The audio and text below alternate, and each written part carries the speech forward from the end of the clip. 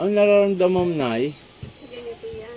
Sige, kwento niyo pa. Nagtataka ako yung paganitong hapon. Kasi dito ako.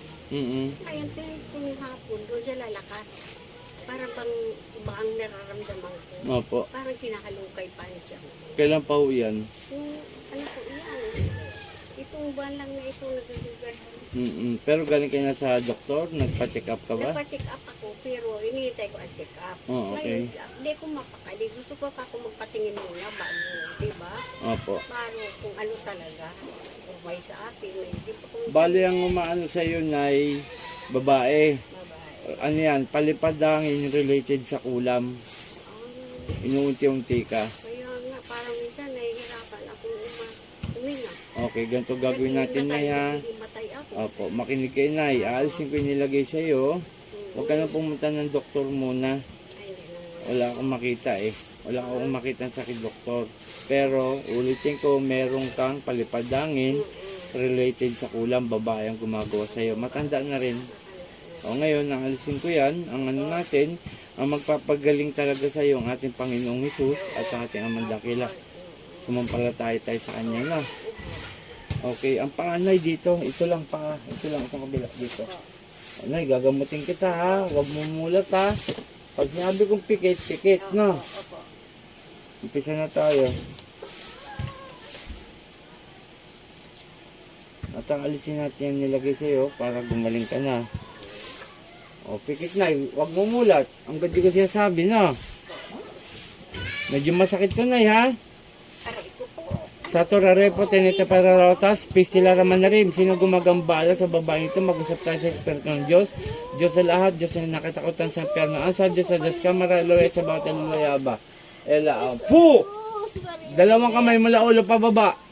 Dalawang kamay. Ulo sa ulo pababa. Sige, baklas. Sige pa. Baklas.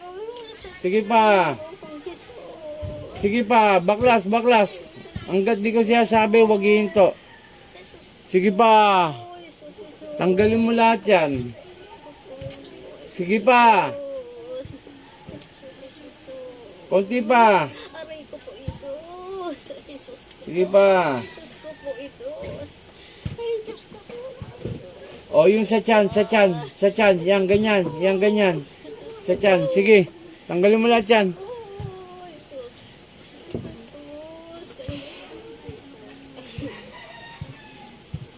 Diyos ko po.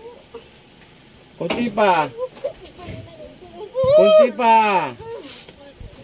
Tatanggalin mo yan, ha? Tatanggalin mo na. Sagot! Opo, huwag mo nang lubayan mo to, ha? Ha? Huwag mo nang balikan to, ha?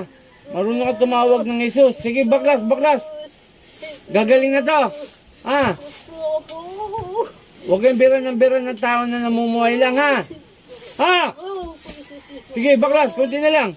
Kunti na lang. Yan. Marunong ka tumawag ng Jesus. Pinagluloko mo ang sarili mo. Sige, sige pa, baklas, baklas. Baklas! Kunti na lang. Kita nyo, niloloko niya ang sarili niya. Tawag ng tawag. Nung sinabi kong gagaling, oo daw.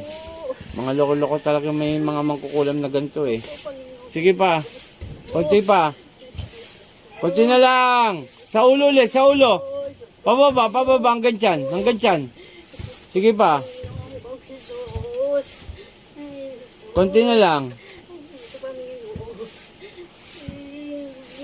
Panginoon, kung isa sa kami dakil humingaw ng basbas sa'yo na ibalik ko yung nilagay sa babae ito sa niprotes sa Atal!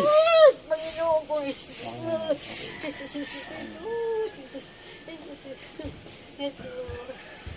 Nay, nay.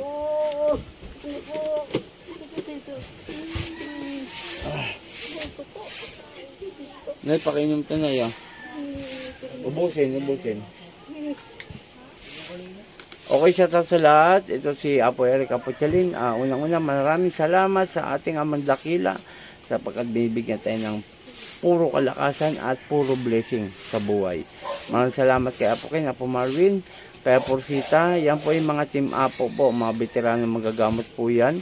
At ganun din sa aking magulang, kay Nanay Peli, Tatay Jun, sa aking mga kapatid, kay Ate Ning, Rolly, Jeff, Jessa, Jingjing, at sa aking kasama na yung mauna si Ate Evelyn. Yung nga, maraming salamat. Pakishare ang ating video nang mapanood po na ibang tao. At tumawag sila sa aking cellphone number, then naway matulungan natin sila. Maraming salamat. Po!